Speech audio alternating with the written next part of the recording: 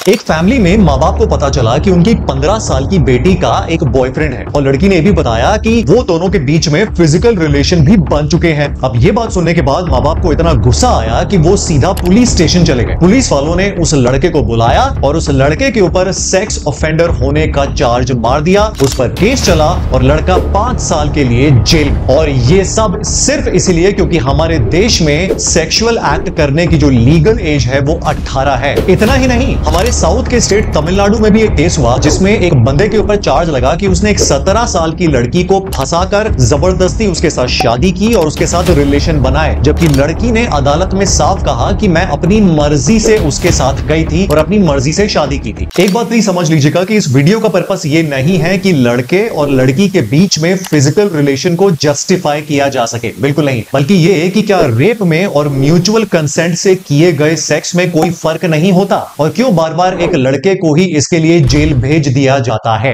पर सबसे बड़ी प्रॉब्लम यह है कि आखिरकार ये लोग, ये टीनेजर्स ऐसा कर क्यों रहे हैं। टाइम्स ऑफ इंडिया ने एक सर्वे किया जिसमें 20 शहरों में उन्होंने करीब 15,000 टीनेजर्स से बात की जिनकी एज 13 से 19 साल के बीच थी। तो पता चला कि उनमें से करीब 6% लड़के और 1.5% लड़कियां किसी ना किसी के साथ सेक्सुअल रिलेशन बना चुकी हैं। लेकिन इसका एक बहुत बड़ा कारण एक्सपर्ट बताते हैं सेक्स एजुकेशन की कमी। कुछ एनजीओज ने यह बोला कि हमारे देश में आज भी सेक्स से जुड़ी जानकारी को छुप कर, दबा कर बोला जाता है और आज भी सेक्स को सही या गलत के नजरिए से देखा जाता है रादर देन कि उसके बारे में सही इंफॉर्मेशन हासिल की जा सके। तो फिर क्या ये कहना सही होगा कि सेक्स एजुकेशन की कमी है तो इसका मतलब कमी कानून में है, कानून को बदला जाना चाहिए? वेल, ये कहना भी सही नहीं होगा। तो बेसिकली हमारे देश में 2012 से पहले बच्चों की सेफ्टी के लिए, उनको यौन शोषण से बचाने के लिए कोई खास क्लियर कानून नहीं था और ऐसे बहुत सारे घिनौने केस होते थे जिसमें छोटे बच्चों पर इस तरह के शोषण किए जाते। तो सरकार फिर पॉक्सो का कानून लेकर आई जिसमें 18 साल से कम किसी भी लड़के या लड़की के साथ अगर यौन शोषण या सेक्सुअल एक्ट की जाती है तो उसमें अपराधी को सजा दी जाएगी। पर इसमें यह कहीं नहीं बोला गया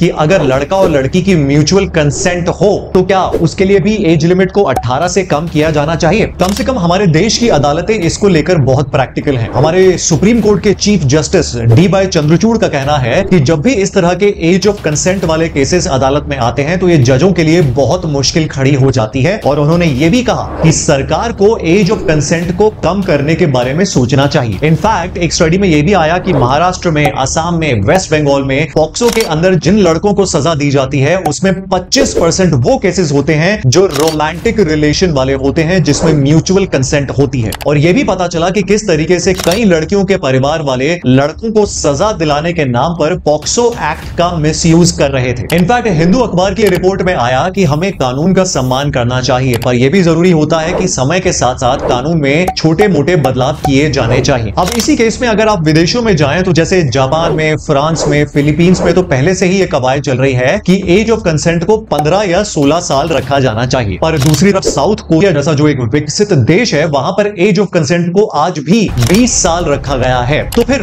हमारी सरकार इस बारे में क्या कुछ कर रही है? जब यह सवाल राज्यसभा में पूछा गया तो महिला और बाल विकास मंत्रालय की तरफ से जवाब आया कि हमारा एज ऑफ कंसेंट को 18 से 16 करने पर कोई भी इरादा फिलहाल नहीं है, तो ऐसा कुछ भी नहीं होने वाला। तो इसका मतलब यह है कि आगे आने वाले समय में भी पॉक्सो एक्ट के आधार पर 18 साल से कम एज की किसी भी लड़की या लड़के के साथ सेक्सुअल एक्ट को एक क्राइम ही माना जाए। अब आपको क्या लगता है कि क्या इस एज ऑफ कंसेंट को 18 से 16 तक कर देना चाहिए कि नहीं करना चाहिए? आपका क्या ख्याल है? कमेंट में जरूर बताइए।